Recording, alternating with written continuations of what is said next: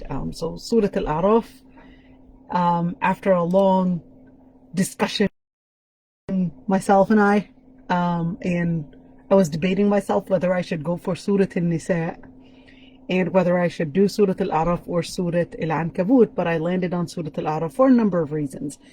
Surah An-Nisa has a lot of ayat al-ahkam, which are the verses that relate to Islamic rulings, and a lot of rulings which are going to be a lot of details. And being specialized in fiqh, I knew that I was going to go into lots of details, and I wasn't going to end Surah An-Nisa. I knew myself that I was probably going to take 3 years in that surah. So I decided, well, let me go into a surah that more relates to, at least in the situation that with the da'wah, with those discussions in da'wah and how people relate with da'wah. So we're still on that on those sides and those topics. And speaking of that da'wah and how the anbiya, the story of different prophets, and how the story is really the same. So we're gonna talk about, inshallah, those different sides with the anbiya, but we're gonna go for Surah Al-A'raf, inshallah. And of course, Surah Al-A'raf is Makkiyah. Surah Al-A'raf is Makkiyah, and it was revealed before Surah Muhammad and after Surah Al-Jinn. So it was in between these two surahs, Muhammad and Surah Al-Jinn. Now it's really important to mention that when we talk about Surah Al-A'raf, there are actually a number of different things that are spoken about in Surah Al-A'raf. So we're going to get to one topic trying to get there, inshallah. Surah Al-A'raf is the 39th surah in Revelation, the 39th surah in Revelation. But what you see in the Quran, I think it's the 7th surah that you see in your copy. So that's a whole different science that we're not going to cover today. Surah Al-A'raf doesn't have a lot of names. There's only one name. There are some scholars that actually called it other surahs. Some scholars called it Surah Al-Miqat or Surah Al-Mithaq, but the majority consider that it only has one name. So we're still here just under the name Surah Al-A'raf, and pretty much just a fast information about Surah Al-A'raf before we even get into the detail. Surah Al-A'raf is one of those surahs that, of course, that are Makkiyah. You could see right here, ayatuha 206. So it's 206 ayahs, and it's the 7th surah, and it is a Meccan surah. What does it mean that this is a Meccan surah? What it means is that this surah was revealed before the migration to Medina. That's what it means.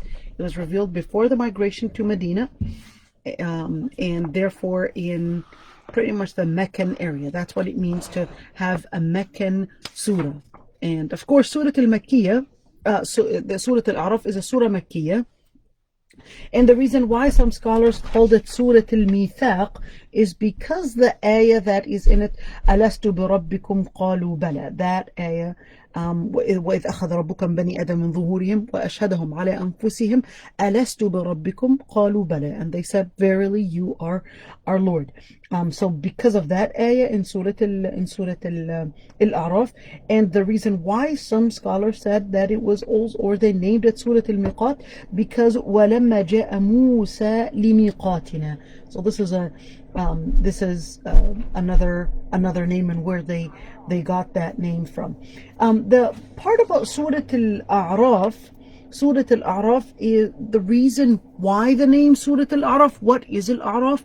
Al-A'raf, there are differences of opinions between scholars on what really is Al-A'raf. The reason why it's the only surah in the Quran that actually mentions a dialogue between the people that are called Ashabul A'raf, that are called the people of Al-A'raf.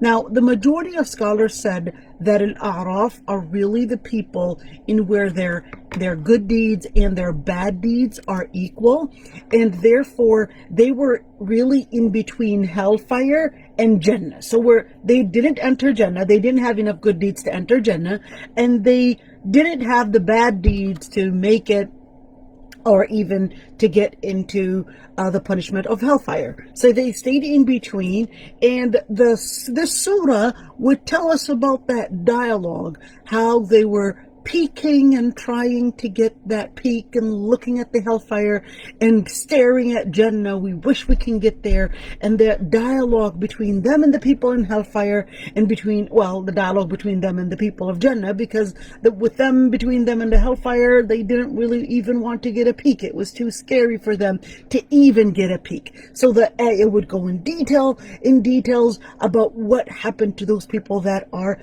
Ashab al-A'raf. The word al-A'raf is really talking about those people. We're going to get to that later on, inshallah, on what that dialogue looked like and what they were saying.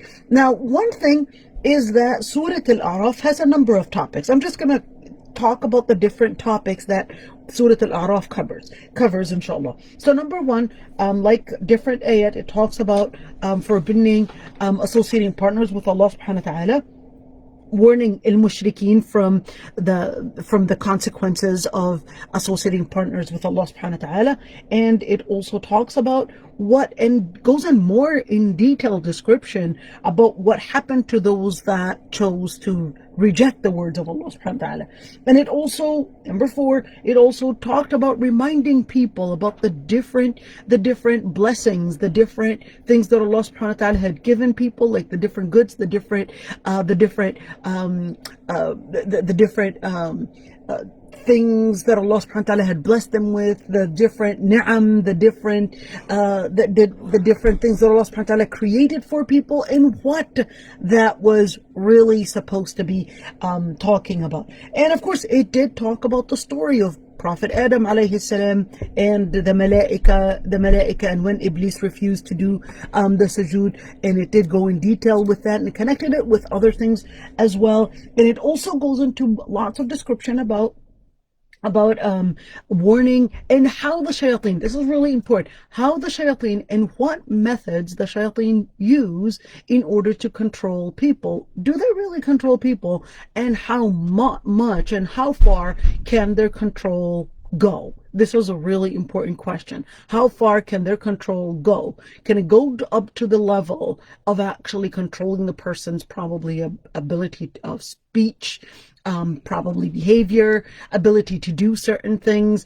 What do we talk about when what does it mean when somebody will say with exorcism and all those different sides? What is that really true? And we'll talk about that as well. And it also talks about describing, and it goes in details.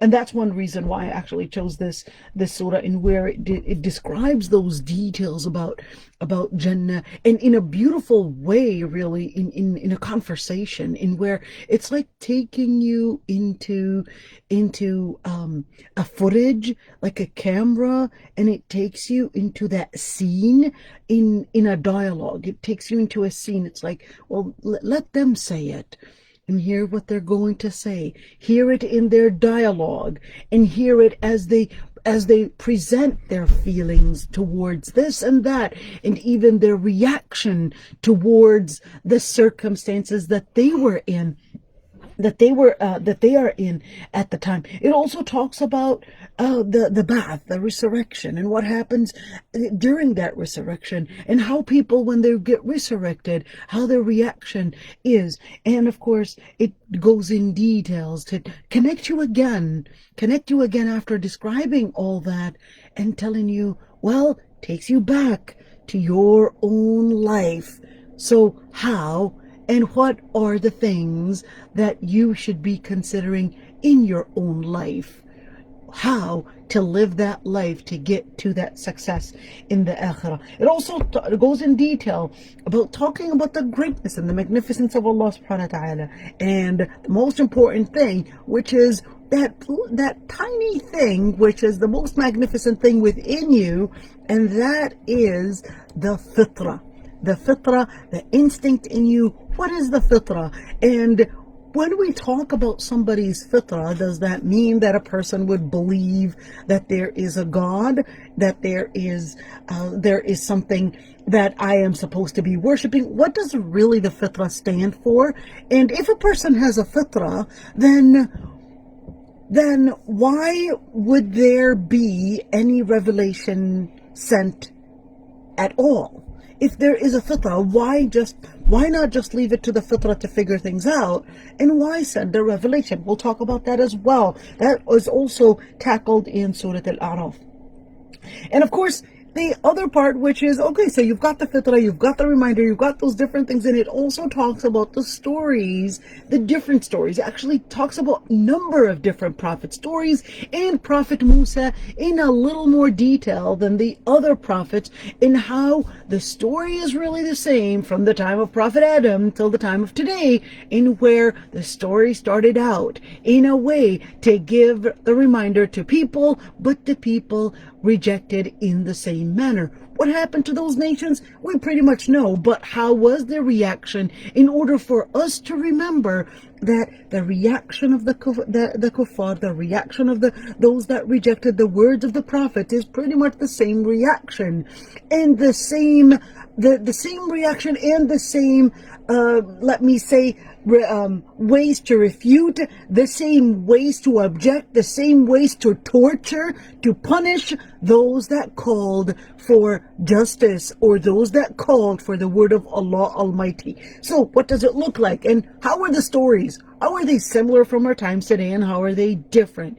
This is really important, because remember, when you're reading the Quran, you might say, yeah, I know, they just rejected them and they got punished and that's it.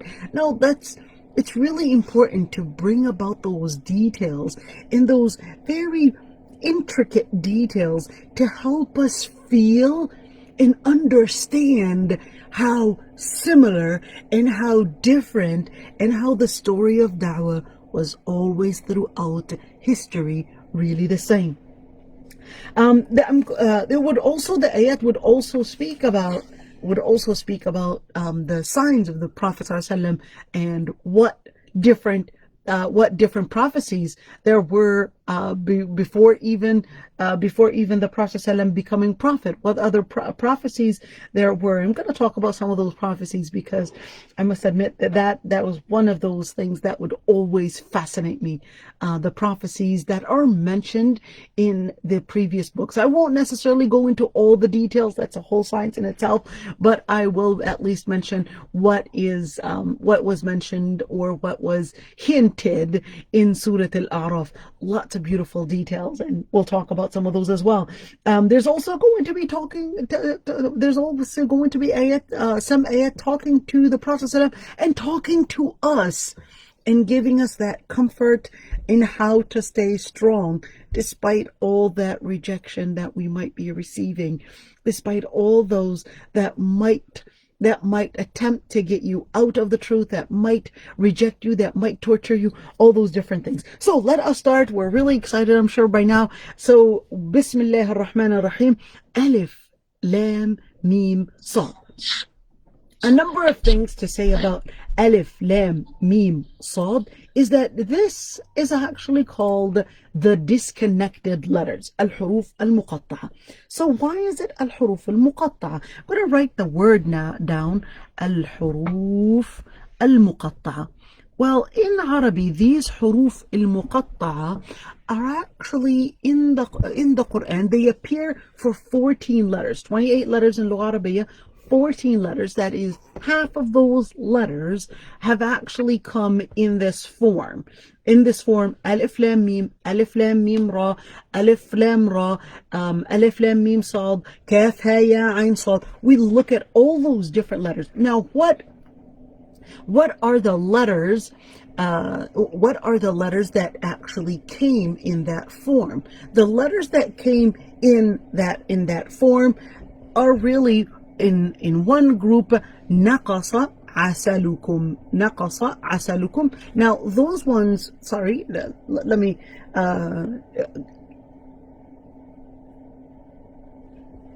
الحروف المقطعة, and the حروف المقطعة, they appeared in that way. And it's really important to mention that in the Quran is orally transmitted, and the Prophet ﷺ was the one to recite the Quran, and the Prophet ﷺ was the one to actually to actually deliver the words as they are recited. That's why we have the rules of tajweed. So when we talk about the rules of tajweed, we're actually talking about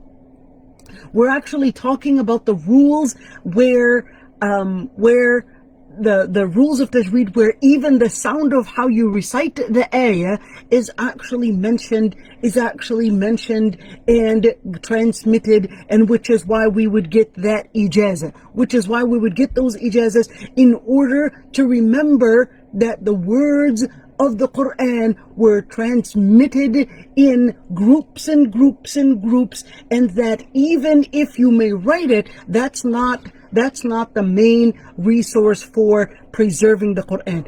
The written form is not the main resource in preserving the Quran, but it is actually the oral transmission that was the main area to preserve the Quran. Now, this is really important because you may come across, for example, some manuscripts that may have probably errors, that may have some words that may be having some typos. In that situation, that's why it's really important to remember that the words of the Quran were transmitted orally, and that oral transmission is really what keeps those words from the time of the Prophet ﷺ, even the sound of it, even the lengthening of it, even the articulation and how you sound out the letter is actually all sounded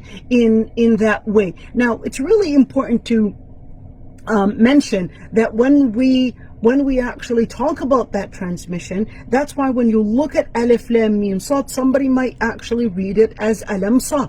Now, here's the thing, is that because the Quran was orally transmitted, that's why reading such words, you're not going to be able to know that it is read as Alif Lam Mim Sad unless you actually have that training to read it as Alif Lam Mim Sad, Alif Lam Mim Sad, and that is to help you know that it is actually to be recited through transmission, through oral transmission. And now let's keep going. Now, when we talk about Alif Lam Mim Sad, we look at that Alif Lam Mim Sad, 14 letters that are mentioned in that way, 14 letters that are mentioned in those different muqatta'a, those different letters that are separated in that form. Look at, there are certain letters that take out of these that take 2 counts, hayyun tuhr. So when we read it, we write it as if it is alif. Let's write it down. Alif Lam. Sorry, my screen is starting to give these strikes. Let me maybe put it somewhere else. Alif Lam Mim Sad. We're gonna hold on until this opens up so you guys can see it.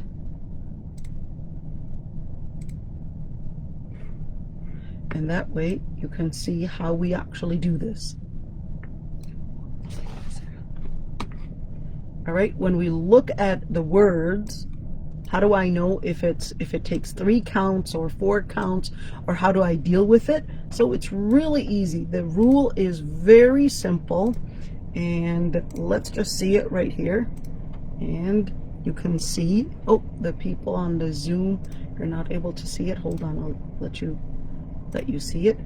All right, so here's how it goes. So you would get the words alif, let's say right there, and make it big, inshallah. Alif Lam Mim. All right, now the way we would do it is Alif Lam Mim. We would read it in that way. Now, it's really important to remember that there are certain letters that actually takes 2 counts to read. The rule is, if it is one of these letters, hayyun tuhr, each and every single one of these letters would actually take 2 counts. So if it's a ha mim, you would read it as ha mim. Look at that ha mim. Is the ha one of these letters? Is the ha one of these letters? Yes, it is. So those ones would take 2 counts. 2 counts. All right? Those ones would take 2 counts. As for the ones that take 6 counts, are basically the ones that are in naqasa asalukum. Asalukum. All right? So noon, qaf, sad, ain, sin, lam, kaf, mim. Those are the ones that are going to take those are the ones that are going to take 6 counts. All right? So what does that mean? So let's take an example of alif, lam, mim, sad, which is what we're doing. All right? Let's do it right here. We're going to look at it. Alif, lam, mim, sad. All right, now we're going to look at each and every single one. Well, alif doesn't take any lengthening. All right, now lam, let's look at the lam. Is lam here? Yes, it is. Here's the letter lam. So lam is part of the ones that take 6 counts. So let's see it right here. Here's lam. That means that takes 6 counts. Let's write it down. And let's write down that it takes 6 counts. So 6 counts for that one. What about mim? Let's see where mim is. Is mim part of the 6 count group or is it part of the 2 count group? It's part of the 6 count group. It's right here. So we're going to write mim. It's going to take 6 counts. Here's the sad. Is the sad part of the 6 count group or is it part of the 2 count group? It's part of the 6 count group. Then it's going to be sad. And it's going to be part of the 6 count group. Let's write another example, maybe so we could just see how this works. Take notes of these because they will help you. Let's see, kaf, ha, ya, ayn, sad. Okay, that's the beginning of Surah Maryam. All right, let's look at the kaf. Is kaf part of this group or that group? Here's the letter kaf. It's part of the 6 count group. So since it's part of the 6 count group, let's put a 6 for the letter kaf. All right, now let's look at the ha. Right, let's look at the ha, and we're going to see the ha. Is it part of the 6 count group or the 2 count group? Let's see. Here's the ha. All right, now let's look at it. We're going to look at these groups. All right, and we're going to look at these groups. All right, now here we go. The letter ha is part of the 2 count group. So we're going to put a 2 for the ha. So here's a 2 for the ha. Now let's look at the ya. Is the ya part of the 6 count group or the 2 count group? It's part of the 2 count group. So now we're going to put the ya as 2 right there. Let's look at the ayn. We're going to look at the ayn, okay? Is the ayn, there's the ayn right here. It's part of the 6 count group.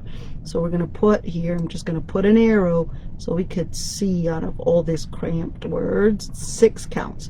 Look at the sad. Where's the sad? Is it part of the 2 count group or the 6 count group? It's part of the 6 count group. So how am I going to read it?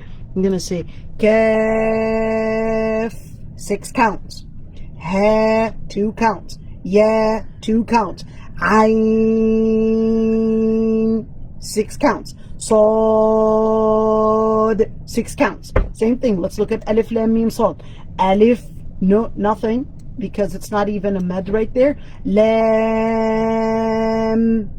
and you're gonna blend it right here. Lam, mim, sad. There's my 666 counts. All right. Yeah, I know. So if a Christian were here, 666, that's it. You guys are demons. No, it's not like that. All right. So this is just to give you an idea of what it looks like. All right. And this is to help us actually see it. Now let's go ahead with the ayah again and actually see that tafsir for Surah Al-A'raf. So what do these letters mean after all? So what these letters mean is really, it's more of bringing that attention. Remember, there are different opinions between scholars on what the letters are really not meaning, because at the end, they're really the letters. They're just the letters. There isn't a specific meaning to it, but there is an indication. What does it indicate? It indicates that this is what the Quran is formed of. It's actually formed of these letters. Formed of these letters, and of course, the Quran was always challenging the disbelievers, those that didn't believe, to bring about a Quran like the Quran that they have, which is formed from these letters. Now, at the same time, these letters were really to bring about the attention, to remind them, and of course, to remind the people and bring it to their attention. It's kind of like a bell ringing. Alif, Lam, Mim, Sad. It's bringing to their attention there is something to be said. Now, there are some scholars, just like he went in detail, and he was like, well, Alif, Lam, Mim, Sad, every single one of those letters, at least in this surah, is actually coming out from a different part of articulation. Said, well, Alif comes from just the opening of your mouth, the letter Lam comes from your tongue, the letter Mim comes from your lips, the letter Sad comes from the siding of your jaws, and this is in order to tell you that this surah is combining the different beginning, middle, end, and beginning and the sides of your life and the story and how the story of da'wah, etc. I would say that that's really a far interpretation. That's a really far interpretation, but something that I wanted to mention, that something that one of the scholars had actually said, just to give you an idea of that. Even the description of the situation is really not far from how you articulate and how you vibrate the words in your mouth, and how you vibrate it and vibrate the letters, etc. It's really the same exact story. So this is something, I don't know where he got it from, but really he had mentioned it, but there's no evidence on that. But in the end, is that the part when it comes to Alif, Lam, Mim, Sad, or al-Huruf al-Muqatta'a in general, the part that all scholars agreed on is that the letters, that this is part of these are parts of the letters that the Quran is formed from, and these ayat are really made up of these letters, and these letters, Allahu A'lam bi muradihim, Allahu A'lam what Allah subhanahu wa ta'ala wanted us to learn from these letters. But at the end of the day, is that it is also to bring an attention. It is sounding out the letters, time for you to listen. It's another form of dragging the attention. Kitabun unzila ilayk. Now I want you to realize something, is that most of the times after the letters, the muqatta, after the letters that are formed in that way, after, there's always going to be talking about the Quran. Kitabun unzila ilayk, alif lam mim, dhalika al-kitabu. There's always that it's going to talk about al-kitab. You could see that throughout the Quran, that it's always discussing and talking about dhalika al-kitab, and which is actually bringing in a stronger interpretation for the scholars that had actually mentioned that these ayat that you see in front of you are really from the exact same letters that you know in Arabic. Alif, ba, ta, tha, etc. All those letters, it's from the same words, and now from the same exact letters, you're now getting words from your Lord Almighty speaking to you in complete eloquence. From those same exact letters. Kitabun unzila ilayk. It's a book that was revealed onto you. Now I want you to look at the word kitabun. The word kitab did not come as al-kitab. This came in as it's not defined, it's unidentified. What is it talking about? It's talking about kitab. It didn't say al-kitab, it said kitab. In other words, an indefinite one. Unzila ilayk. We're going to get to why. Unzila ilayk, in a passive voice, it was revealed unto you. فَلَا يَكُنْ, let there not be. Now the word فَلَا يَكُنْ, semicolon, فَلَا يَكُنْ فِي صَدْرِكَ حَرَجٌ مِّنْ لِتُنذِرَ بِهِ وَذِكْرَى لِلْمُؤْمِنِينَ. Let's look at each and every single word of these. So the word kitab is not defined, but what kitab is it? Well, it's talking about, if I were to tell you something, and I didn't use the word the, but you knew that I was talking about such an item. So it was referring to the kuffar that book, the book that they knew what it was referred to, the book that is the Quran, kitabun, and also that it is part of the main, and all the revelations that were revealed unto the prophets before. Unzila ilayk. It was revealed unto you. Revealed unto you. And the word unzila actually indicates that it was something that was sent down. It was sent down. In other words, Allah subhanahu wa ta'ala, the Most High, Allah subhanahu wa ta'ala, the Most High, had sent down the revelation. It was sent down. The revelation was sent from a higher stance to all mankind. Unzila ilayk. It was revealed unto you. فَلَا يَكُنْ. Let there be no يَكُنْ فِي صَدْرِكَ. In your heart, any haraj. What is the word haraj? The word haraj is to feel some narrowness on the inside. Some narrowness on the inside in where you're feeling a burden. But here's the thing, is that the ayah says, فَلَا يَكُنْ فِي صَدْرِكَ حَرَجٌ. Let there not be any burden in your heart. But what does that mean? Does that mean that the Prophet ﷺ was feeling a certain burden? Or does that mean that Allah subhanahu wa ta'ala is speaking about فَلَا يَكُنْ, that so that there shall not be any burden that you would feel in your heart?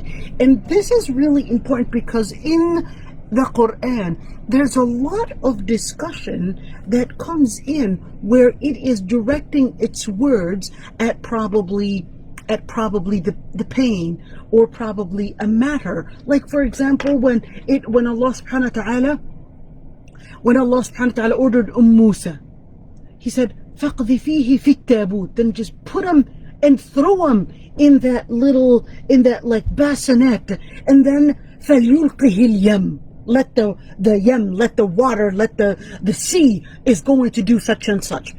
And you could see that same thing when you see in the ayat where Allah subhanahu wa ta'ala, when they talked about the people in the akhirah, and they would say أَنْطَقَنَا اللَّهُ الَّذِي أَنْطَقَ كُلَّ شَيْءٍ. Allah subhanahu wa ta'ala made our organs speak. He's the one that makes everything speak whenever He wills. You could see that things like trees, things like earth, things like body organs, things like matters, فَمَا بَكَتْ عَلَيْهِمُ السَّمَاء. The heavens did not tear over them. The Quran very often speaks about those things as if they are actually living things, if they actually have feelings and they're responding, etc. Is this a metaphorical thing, or is this really a thing? Now, this is really important when we look at that, is that فَلَا يَكُنْ فِي صَدْرِكَ. This is very similar to it, in where it is exactly like saying فَلَا يَكُنْ فِي صَدْرِكَ حَرَجٌ, meaning that Allah subhanahu wa ta'ala is telling the Prophet ﷺ that Allah subhanahu wa ta'ala was the one that removed the haraj from his chest. So that the Prophet ﷺ, that even the haraj, even that burden, that Allah subhanahu wa ta'ala is the one that controls even the burden. So the burden itself will not have any influence, will not have any hardship on the Prophet ﷺ. It's talking to the burden, just like how the ayat we're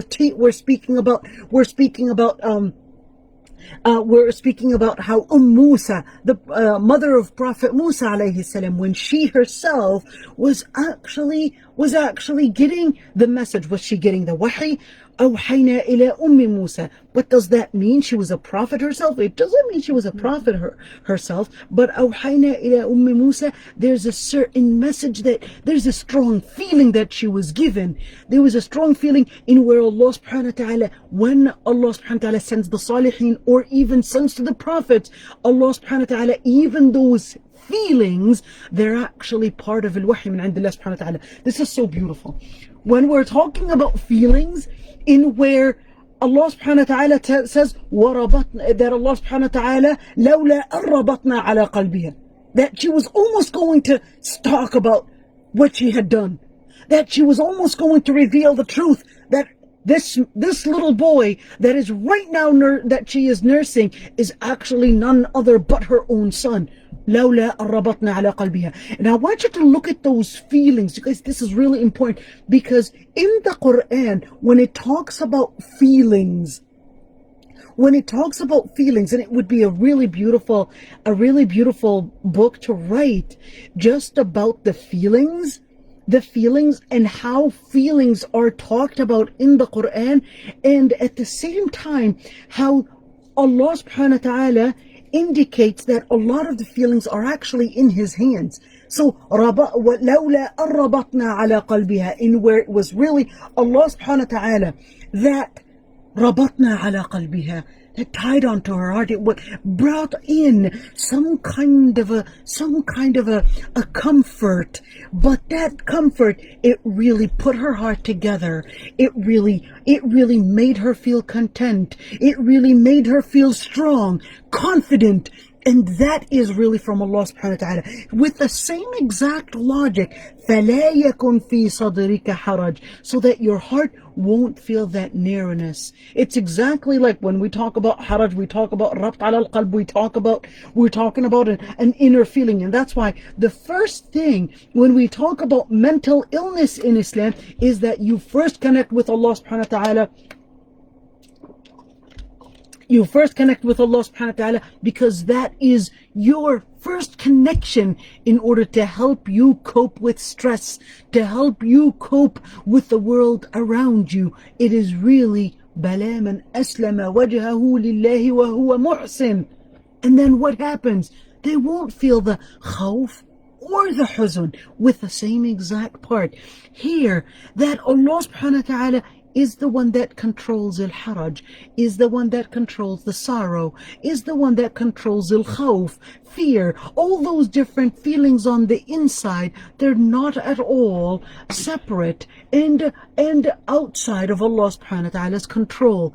You have one side to control, which is your action, and Allah subhanahu wa ta'ala the reaction, the cause and the effect and how it has on your heart is really part of the pattern that Allah subhanahu wa ta'ala had created in this world. Part of that pattern, you do a certain cause, and the effect is really part of the pattern that Allah subhanahu wa ta'ala created in this world. فَلَا يَكُنْ فِي صَدْرِكَ حَرَجٍ comes with the same exact idea, with the same exact logic that Allah subhanahu wa ta'ala, that cause and effect, that Allah subhanahu wa ta'ala فَلَا يَكُنْ فِي صَدْرِكَ حَرَجٍ. There are two different opinions between scholars, just to mention.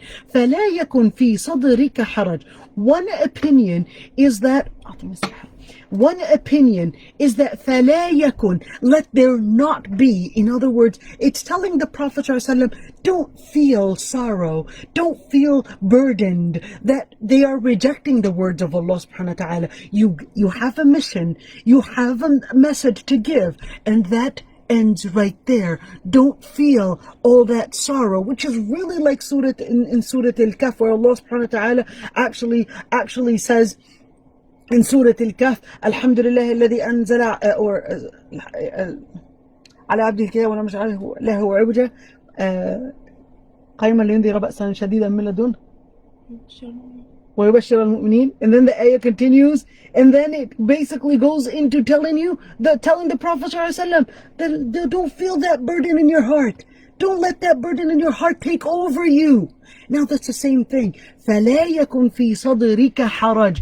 فَلَا يَكُنْ فِي صَدْرِكَ حَرَجٍ. Don't feel that burden on the inside. The other interpretation is that Allah subhanahu wa ta'ala khatab, that Allah subhanahu wa ta'ala was actually talking right to the haraj, was actually directing His words to that burden, that it should not affect you. That Allah subhanahu wa ta'ala has the power to remove that burden on the heart, and that should not affect you. You should not be affected by how people will reject the message, how people will reject your words. فَلَا يَكُنْ فِي صَدْرِكَ حَرَجٌ مِّنْهُ لِتُنذِرَ بِهِ. Why? لِتُنذِرَ بِهِ. There was one reason to send the message, and that message was لِتُنذِرَ. That lamb was explaining why the message was sent. لِتُنذِرَ بِهِ. It is in order for you to do a warning, to bring about a warning, to bring about a reminder. لِتُنذِرَ بِهِ, to remind others. Bih is what? Bih with what was revealed.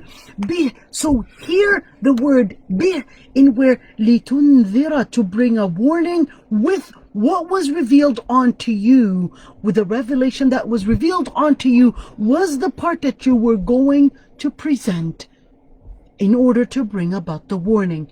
Which is why it's very important that in any da'wah that you would want to do, the first way to do da'wah is really by the Quran itself. Don't change the word of Allah subhanahu wa ta'ala. Don't change Islam to impress others. Bring the Quran and reveal Islam what it is based on how Allah subhanahu wa ta'ala revealed it. Don't worry about impressing others. All you need to do is just reveal the revelation. Just present it to them and bring about an explanation. An explanation does not mean you re-edit the words of Allah subhanahu wa ta'ala to impress others, but you present it as is. وَذِكْرَى لِلْمُؤْمِنِينَ. Dhikra is a reminder. Dhikra لِلْمُؤْمِنِينَ as a reminder for the mu'mineen. But here's the question. Reminder from what? Well, here's one thing. When we look at the word reminder, the word reminder would indicate that there is something in your memory. But does that mean that we remember something and this is something that is supposed to bring about a reminder in that way? Well, here's one thing, is that when we actually talk about a reminder, we as human beings, we have different ways of remembering things. There's a reminder in where we cannot remember unless, which is our mind, we cannot remember unless we had previous knowledge. I told you that you put your pen on the table. You remembered an image of you yourself putting your pen on the table. In other words, you had some data recorded in your mind. But this dhikra, and not every dhikra, is necessarily related to something that you remembered in the past. In other words, a data or information that is preserved in your mind. But there's another type of data that Allah subhanahu wa ta'ala puts within you. And that data is really al-fitra. Alright? That data is al-fitra. The Quran and Islam speak about our memory and speak about the information that we restore in our body and that Allah subhanahu wa ta'ala restored in our body, and actually consider it a lot more expansive than the memory that you have in your brain. And to have and consider that the information that is restored is only in your brain according to Islam is extremely narrow. The memory that is stored in you is a lot more than what you remember, and that is part of it is really the fitra. The things, genes, some information that you carry in your body that you may not be aware of in terms of mind. Your intellect cannot necessarily know. Meaning, part of that is fitra. Fitra, in where Allah subhanahu wa ta'ala, when we look at further in Surah A'raf, that Allah subhanahu wa ta'ala actually says, وَإِذْ أَخَذَ رَبُّكَ مِنْ بَنِي آدَمَ مِنْ ظُهُورِهِمْ, when your Lord Almighty, and remember, the word إِذْ actually means, and remember, أَخَذَ رَبُّكَ مِنْ بَنِي آدَمَ مِنْ ظُهُورِهِمْ, when your Lord Almighty took from the backs of Adam his own children, وَأَشْهَدَهُمْ عَلَىٰ أَنفُسِهِمْ, and made them witnesses on themselves. Am I not your Lord? And they said, verily. Do we remember any of this? No, we don't remember. What we mean by remember is we don't recall any information as such. But that's why, remember, when we look at the word dhikra, it is indicating that there's more information that is in your mind information. That's why when a child is born, for example, they would put their hand in their mouth and start looking for anything to suckle, even though this child doesn't have any information restored that in order to quench his thirst or fight his hunger, that there's something that needs to be put in the mouth. Doesn't really know. It's not information that this child reacted based on. This child reacted based on a certain fitrah that was given to him even when he was in his mother's womb, in where he would be sucking on his thumb, sucking on his hand, even though there was nothing of any type of tutoring that this child was getting. And having that being said, when we look at وَذِكْرَى لِلْمُؤْمِنِينَ, it is in order to remind based on the fitrah that Allah subhanahu wa ta'ala had put within us, another type of information that is sent. The fitrah that is within us, in where we would learn from looking at the world that there is a pattern. If there is a pattern to something, that means the pattern continues to a specific purpose. Whenever you would see something, there's a purpose. This is part of the dhikra. This is part of something that is within us. This is part of our instinct. But لِتُنذِرَ بِهِ, it is simply because when we're looking at these two sides, we would generally think that litunzira, it would generally be that if the Quran is a nadhir, is a warning for the disbelievers, then it should be a bushra lil mu'minin. Shouldn't be? Well, here's the thing, is that this ayah right here is not actually talking about tunzira, meaning only the akhirah, but this is talking about the revelation itself. That the revelation itself was sent in order to warn, in other words, to bring about an indication that this world has a purpose to it, and it cannot be for mere play. It cannot be for no purpose. It cannot be for no essence. And that purpose is really to bring about that indication, that warning, that life is not for mere play, but you should be considerate over the purpose that has preceded even the existence.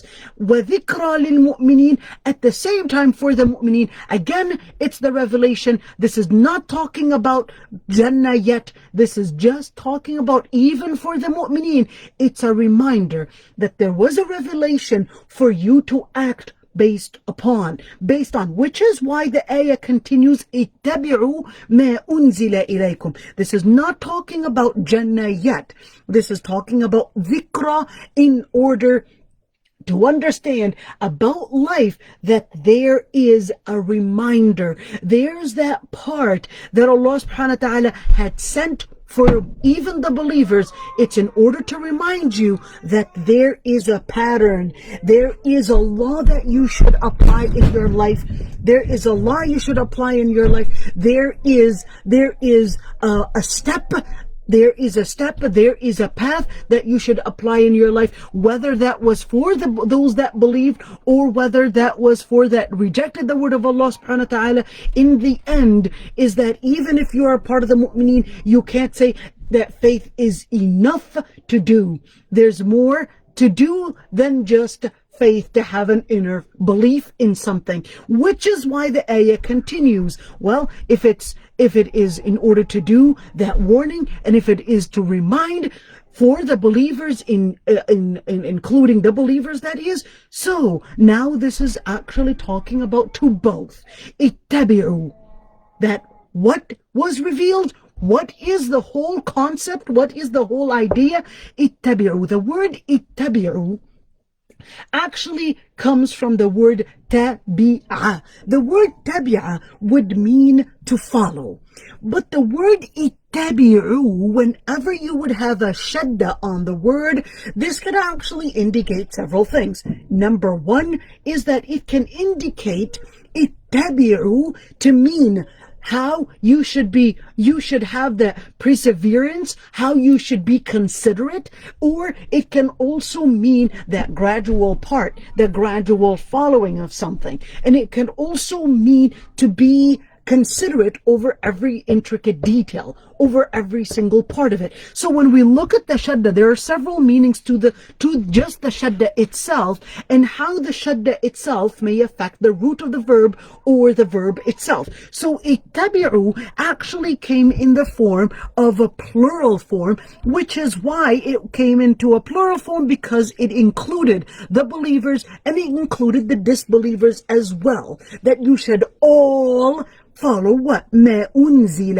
إِلَيْكُمْ, what was revealed on to you from مِن رَبِّكُمْ, from your Lord Almighty. Now the word مِن رَبِّكُمْ, this is in order to indicate مِن رَبِّكُمْ, from your Lord. In other words, for the disbelievers, why would you want to reject your Lord Almighty when all the different good things that surround you, whether from the very beginning of your creation, and the word Rabb actually indicates something that is different than Ilah. The word Ilah actually means God, but the word Rabb would indicate it's more of a cherishing. Lord, He's the one that is responsible for every cherishment that you're getting, and for every single thing that you're getting. And that's why we would say Rabb, meaning the Rabb is really the one that overlooks every single matter in your life and is there to take care of you and preserve the different needs that your body or your life may need. So here, اتبعوا ما أنزل إليكم من ربكم is indicating that following the path of the Lord Almighty is actually not for the sake of, not for any type of any gain that Allah will get, but it is actually for you to gain. اتبعوا ما أنزل إليكم من ربكم. In other words, your Lord Almighty, when He sends a matter, when He sends a direction for you to follow, it is in order for you to actually gain something from your Lord Almighty.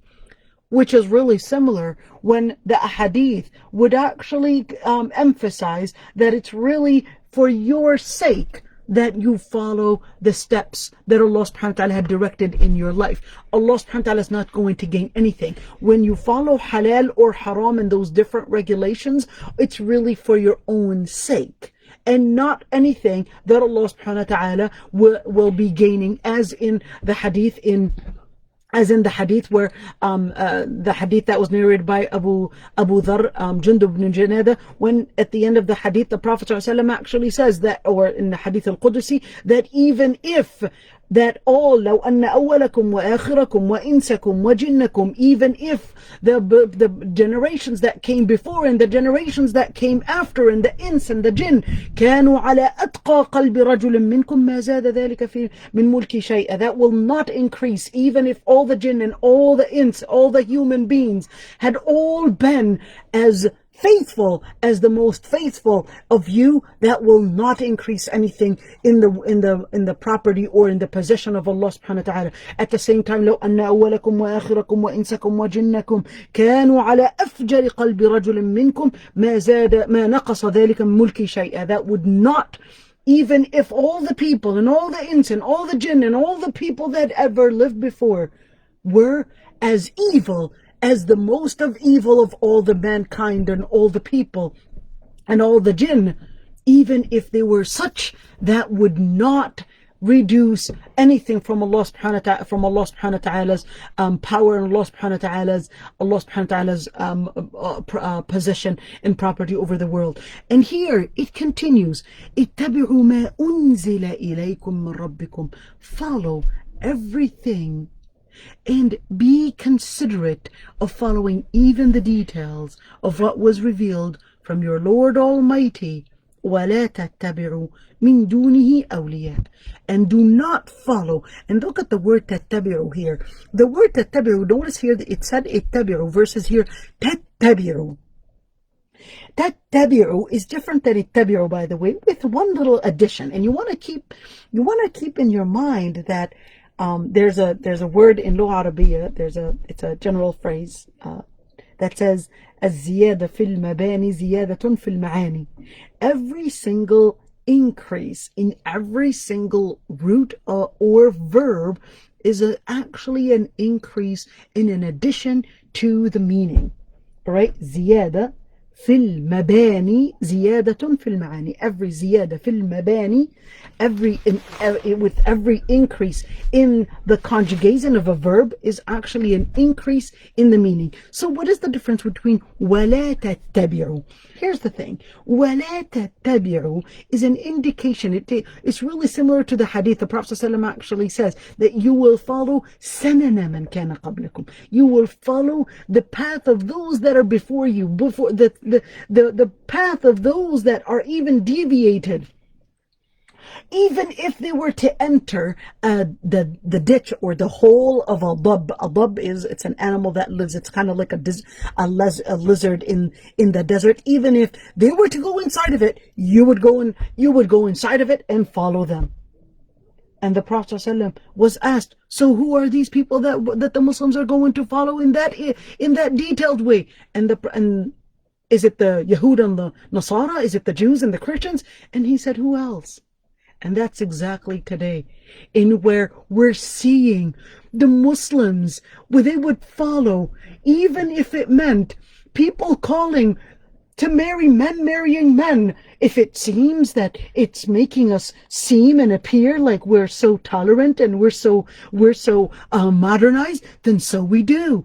Even if it meant putting an earring on your nose, then so we will. We will put that. It makes us look beautiful. And so it will be presented. It will be what? It will be presented in a zukhruf al-qawl. It will be presented in a narrative that will seem very attractive. People putting piercing, even if they put the piercing in between their noses, and where they usually put that for the animals in order to bring them to the herd, or be easily pulled, because this area, people will be putting the piercing in between both their nostrils, even though it looks like, think of it, it actually combines all the different pollutions from the nose. It combines it right there, and it looks sorry, but it really looks so disgusting. Yet people will be so convinced that it looks beautiful. It's a form of beauty.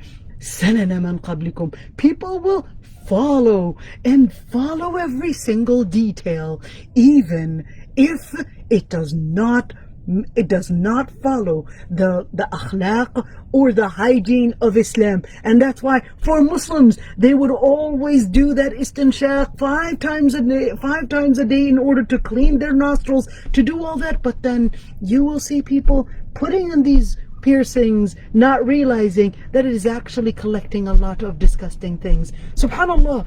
وَلَا تَتَّبِعُوا مِن دُونِهِ أَوْلِيَاءَ. This is just an example, by the way. وَلَا تَتَّبِعُوا مِن دُونِهِ أَوْلِيَاءَ. And don't follow the details of every single detail. Why? And again, what is the indication here? Is that you will follow one piece after another, little by little. You will not realize that you have gone very far away from the straight path. And which is why the Prophet ﷺ actually drew a line, and he said, this is the path to Allah subhanahu wa ta'ala, and drew many lines on the side, and he said, and these paths are the paths of shaitan. And that's again the same way, in where the straight path is clear, but little by little people will be very far away, and they will not realize that they have gone very far from the straight line. The straight line will not appear here in the beginning. It will appear as if it was really close to the path of Allah subhanahu wa ta'ala, but down the road they will not realize it until it has gone very far, and it will be very different.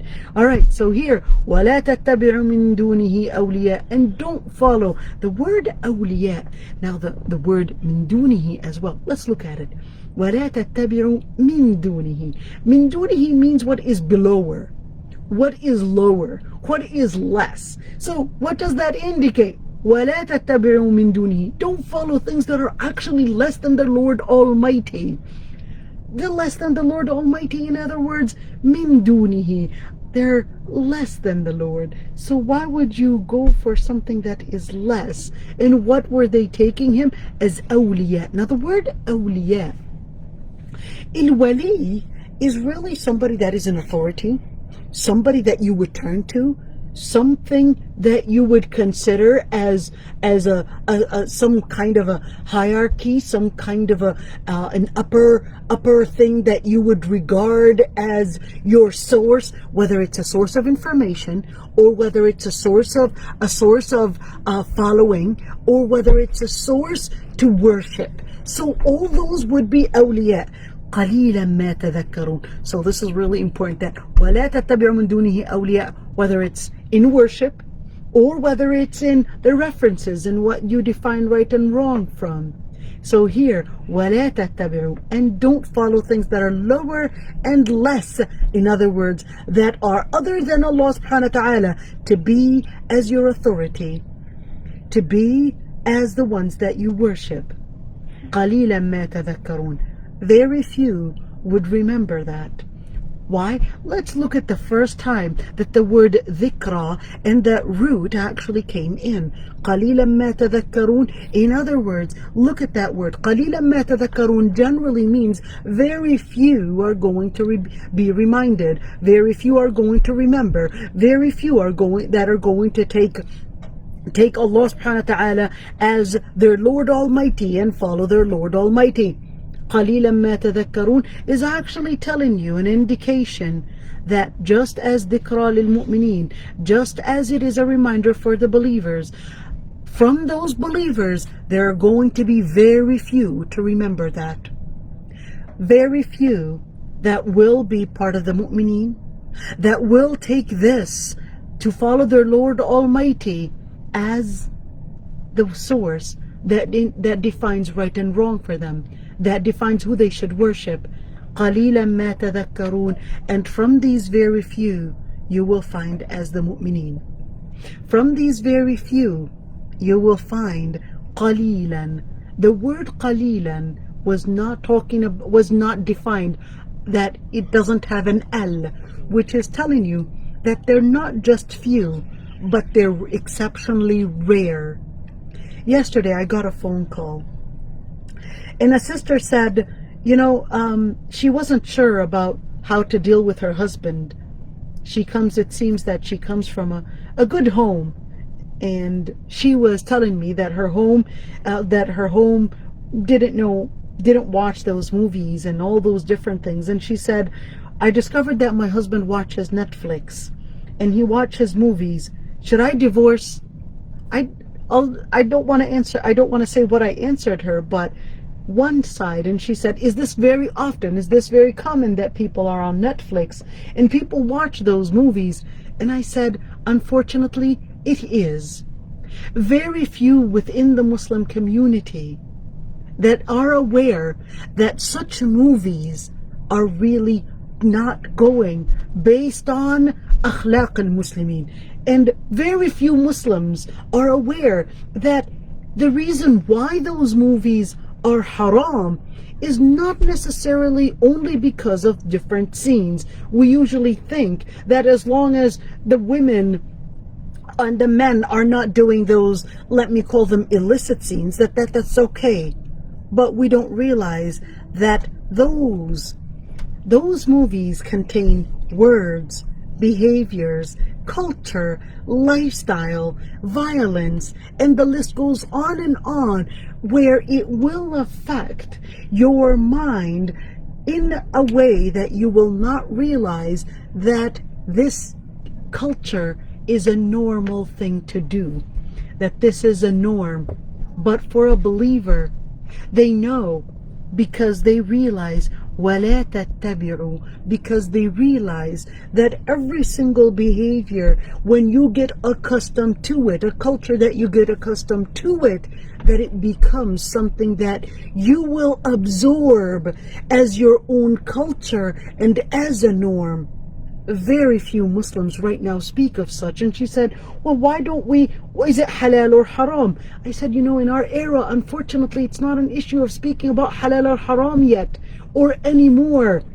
Because if somebody were to say halal and haram right now, people would consider it as, oh, you're just passing out rules. We're right now just giving maw'idah.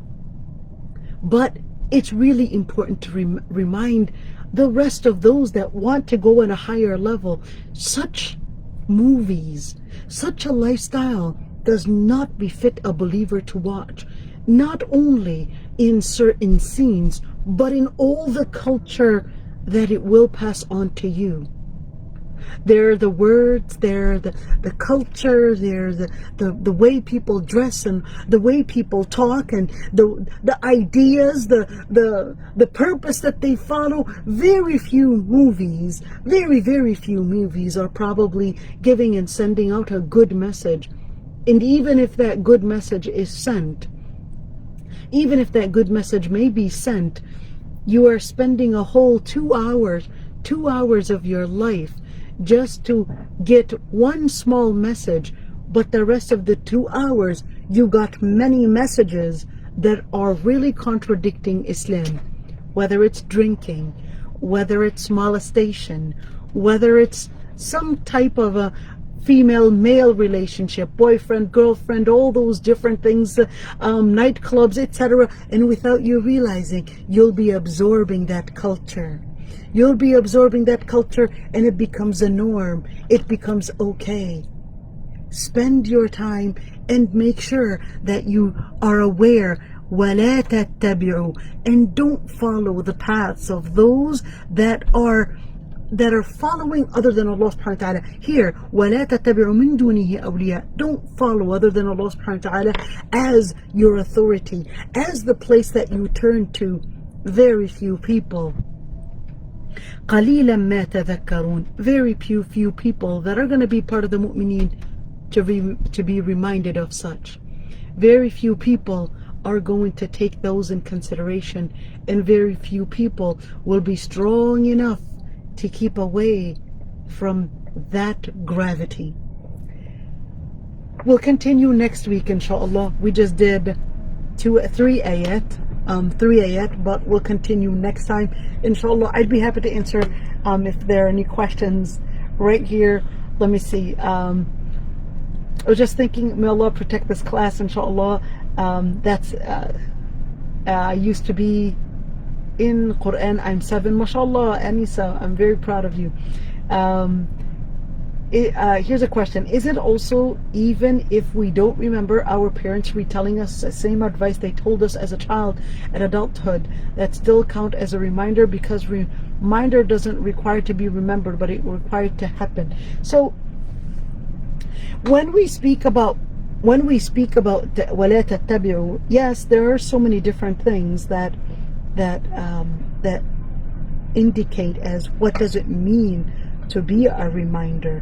And in the hadith, for example, when al-Mundhir ibn Ashaj ibn Qais, when the Prophet ﷺ told him, إِنَّ فِيكَ خِصْلَتَيْنِ يُحِبُّهُمُ اللَّهُ وَرَسُولُهُ, that there are two attributes or two behaviors and two qualities that Allah subhanahu wa ta'ala and His Messenger love in you. And when he asked what they were, and he said, al-hilm wal-ana, it's al-hilm, forbearance, and al-ana, and you're gentle. In other words, you don't rush things. And then he asked a question. He says, are they qualities that I had disciplined myself into? أَخُلُقَيْنِ تَخَلَّقْتُ بِهِمَا أَمْ جَبَلَنِ اللَّهُ عَلَيْهِمَا, or are they qualities that Allah subhanahu wa ta'ala created in me? So, and the Prophet ﷺ explained to him that they were qualities that Allah subhanahu wa ta'ala created in him. So when we look at a quality or a behavior, is it something that was disciplined in him, or did he discipline himself in them, or was it something that Allah subhanahu wa ta'ala created in him?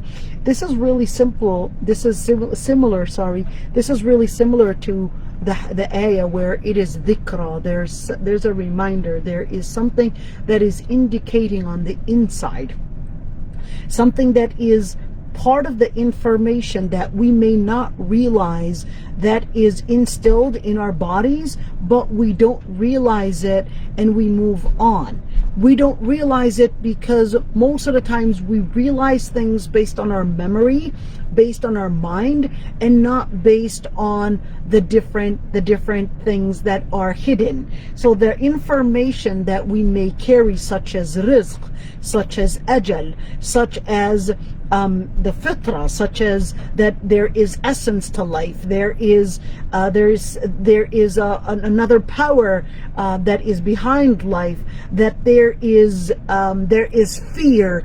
Fear is also part of those different things that we feel on the inside. What is fear? What does it remind us of? We could see that there is certain information. Why are we born to know fear? There's certain information that we know. So why would a child, when they are born, feel fear? You would fear something if it sends a signal to you, usually if it is based on information, that it is reminding you, or because you would know that there is danger, there is death, there is something to worry about. But the child, when the child is born, the first thing that they recognize is really fear and hunger. Well, maybe hunger has a certain qarsa, a certain sting in our body, and that's why we recognize it. But when the child is born, why on earth are they crying of fear? And we would know that they're afraid by stretching their arms out.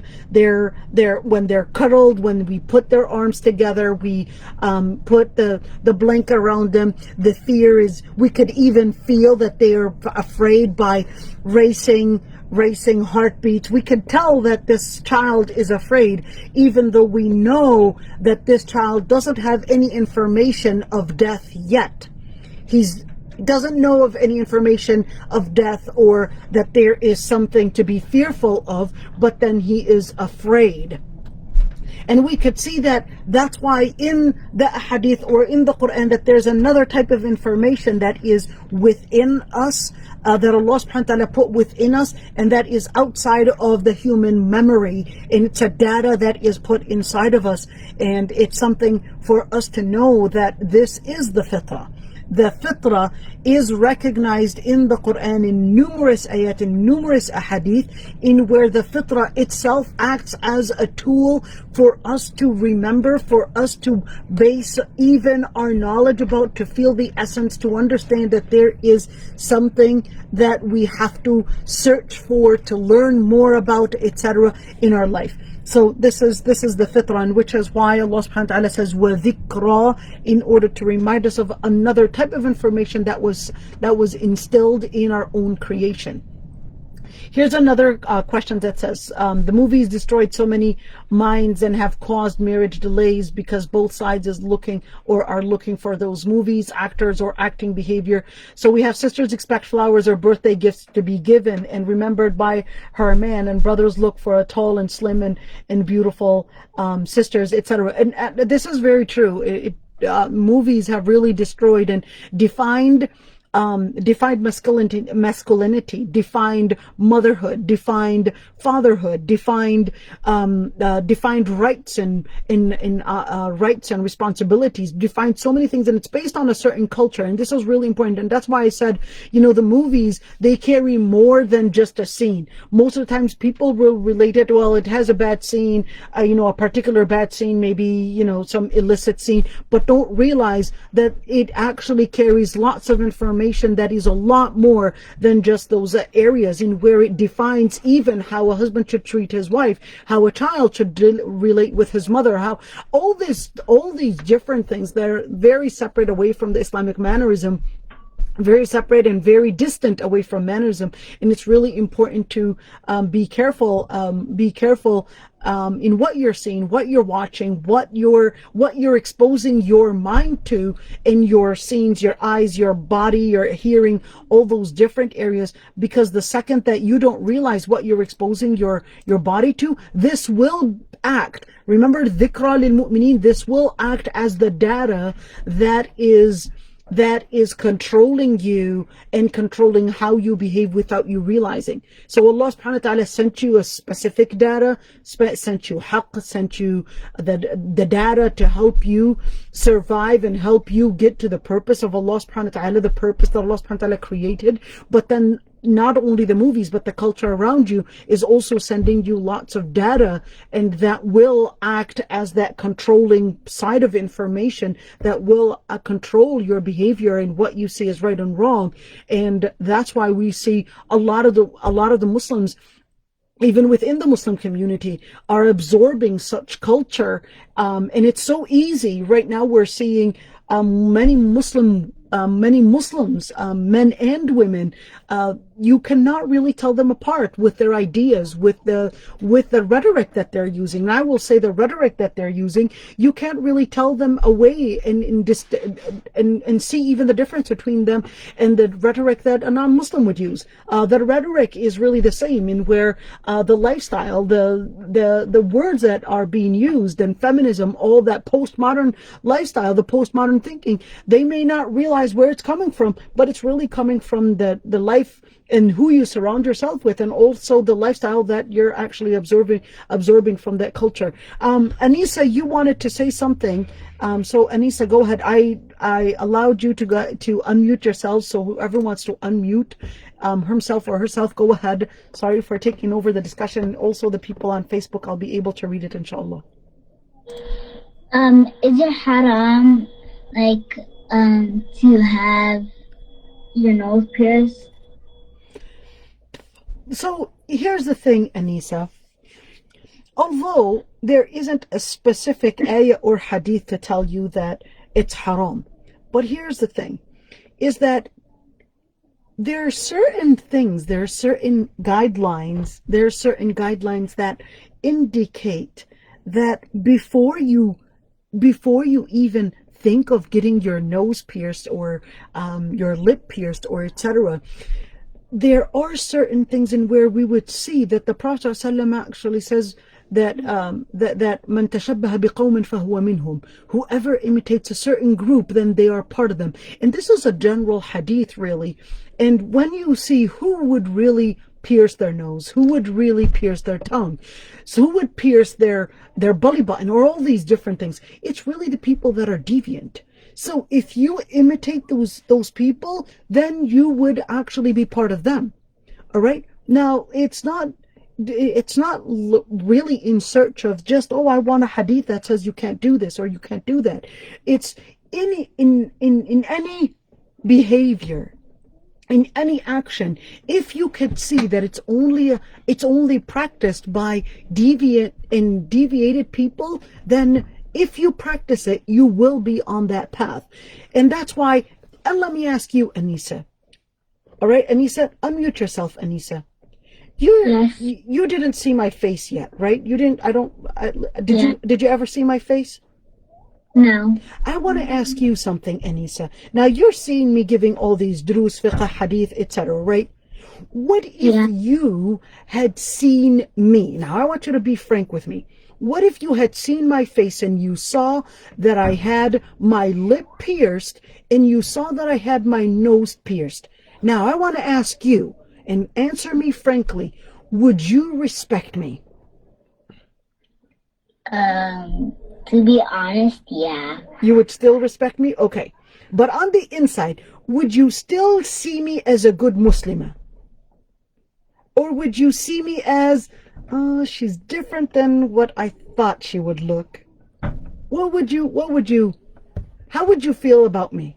No, don't take it, I'm not going to take it personal. This is for you to answer. If you saw that I had my lip pierced and my nose pierced, all right, would you take my words in consideration the same way that you would take my words in consideration if you don't see that I had any of my face or any part of my body pierced? What would you, Anisa, now you can be frank. I won't take it personally.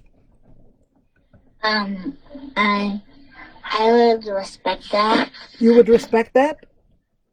Yes. Let's see how many people would respect that. I will be shocked. Safa said she will be shocked. Let's see. Hamza, would you respect that? Or would you be shocked? Who would be shocked? I want to see people's responses. If you would be shocked and you would right away feel that didn't think she was like that. Now you guys would see me in the niqab, okay? So I know very well that most of you don't really know what my face looks like. All right? How would you feel if you saw that I had my tongue pierced or my nose pierced? All right? Okay? So Hamza says I would be surprised. Who else? Who would say puzzled? Fatima would be puzzled. I agree with you. I'd be puzzled too. Let's see, Yutundi. What do you think, Yutundi? How would you react to it? Yutundi would probably block me. So, Dr. Henna, how would you react? Wondering. Yeah, exactly. Where does she bring her thoughts from? I will say what KKKK happened. Okay. And all right. So here's everybody, of course, because you would all know everybody was shocked, puzzled, wondering what went wrong. Why? Because they know it is not befit for a Muslim. Even the Prophet ﷺ, and this is really important. The Prophet ﷺ had actually says, لَعْنَ اللَّهُ النَّامِسَ وَالْمُتَنَمِّسَ. The Prophet ﷺ had actually said that Allah subhanahu wa ta'ala cursed a namisa. And namisa is the woman that, would make her eyebrows really thin. And الْوَاشِمَ وَالْمُسْتَوْشِمَ, the woman that does or does it to others, that tattooing. And الْوَاصِلَ وَالْمُسْتَوْصِلَ, the woman that would put hair extensions and all that. Why? Tahir ibn Ashur indicated that because that was a common culture amongst the women that were, let's just call them bad women, that was their way to invite men. Hey, I'm here to flirt. You can flirt with me. So the Prophet ﷺ indicated that such a behavior, such a lifestyle, such a way of dressing does not befit a Muslim woman. So included in that is any culture in whether that was in dressing in a certain way or whether that was in piercing in a certain way. In other words, changing your appearance to invite others that I am also ready, or I am here, bringing in an indication that I fit the group of women that are inviting you to look at my understanding of beautification. And my body is the principle. My body is the principle. And even if I were to go in pain, I'm willing to go in pain just to attract others. And that's why people like, some scholars like Al-Ghazali considered that even if it is ear piercing, considered that it is haram, because any type of harm that you would put on the body. Let's take it back to the ayah. I think it's in Surah A'raf, in where Iblis will say that I will order them to change their appearance. Why? As a way to change their hearts. In order to change their heart, to change the feelings and remember the data? Remember the data that we talked about, the data that we don't necessarily know about ourselves, and it's not in our memory, but it's on the inside, the fitrah. Iblis was saying, I will order them to change their appearance on the outside. So they could change the creation that they were created in as a means and a way to change their fitrah, as a way to change the data that Allah subhanahu wa ta'ala created within you. So when we look at piercing, we cannot separate it at all from that general changing of creation, the tattooing, the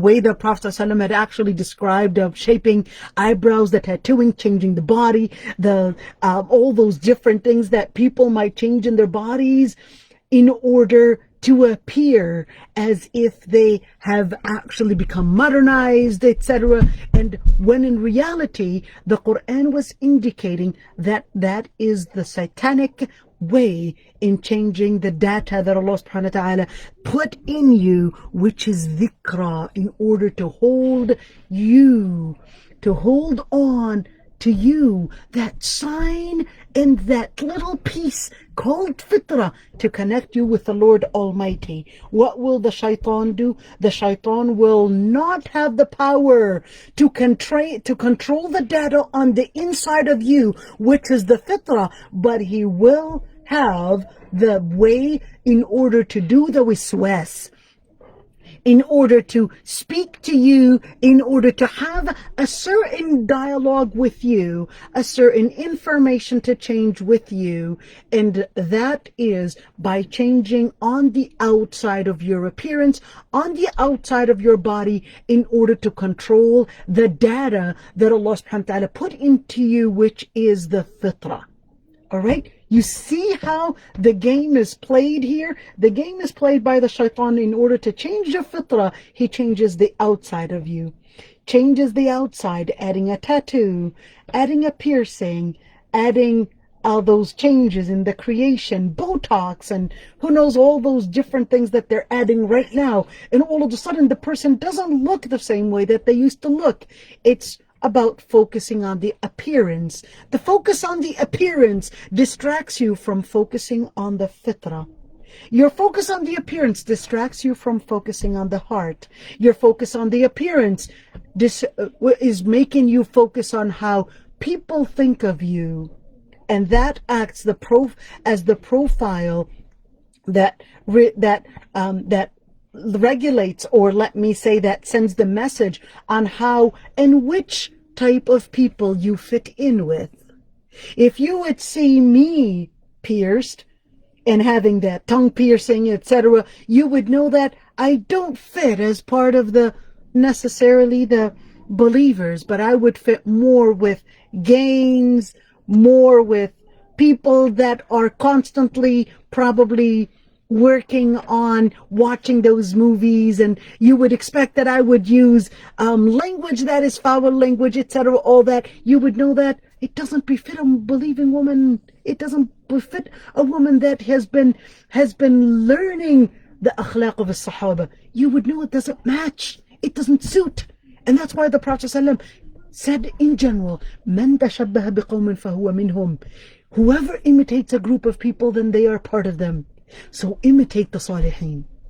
The Salihin, they would not do such a thing. They're on their qalb. It doesn't mean that not at all.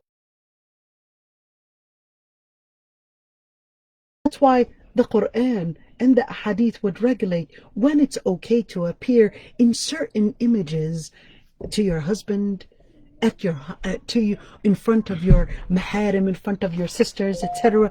But there are certain appearances, subhanallah, if I can carry on, and I don't want to take too much. All right, so I think you guys got the picture. Putting makeup become halal among Muslims. So going next level like piercing is no different according to their understanding. Okay, so well, putting makeup, it actually takes the same ruling. So you don't put makeup, and that's why I love Ibn Ata in one of the Tafseer, in where he actually indicated in Tafseer in Surah Al-Ahzab, what was that? وَلَيُبْدِينَ زِينَتَهُنَّ إِلَّا مَا ظَهَرَ مِنْهَا, when that they should not reveal their beautification, and then illa, and then it would indicate except what normally appears. And he says وَلَيُبْدِينَ زِينَتَهُنَّ, that they should not reveal their beautification. And Ibn Ata actually distinguished between two types of beautification. The first beautification, he said, is the natural beautification. And the second beautification is the acquired beautification. So the acquired beautification, whether that meant makeup or whether that meant, ear piercing or different beautification. The Prophet ﷺ indicated certain beautifications that should not be appearing in public. And Ibn Ata explains that the beautification. So let's say a woman is not a niqabi, which is covering the face is a sunnah, with differences of opinions between scholars on whether it's obligatory or a sunnah. But Ibn Ata considered that if for example we're talking about appearing face, for example, that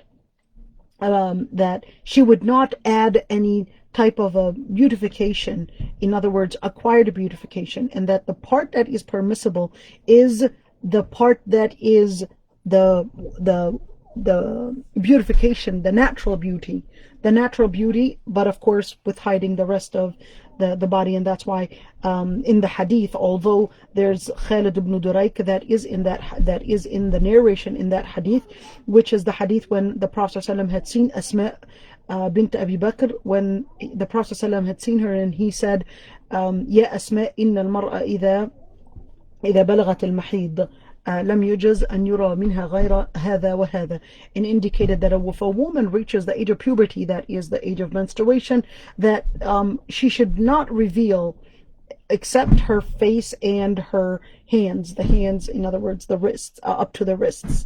And the Prophet ﷺ indicated that it's really the face and the hands, and Ibn Ata explained that it's meaning without any additional cosmetics or beautification to be added onto that. So having that being said,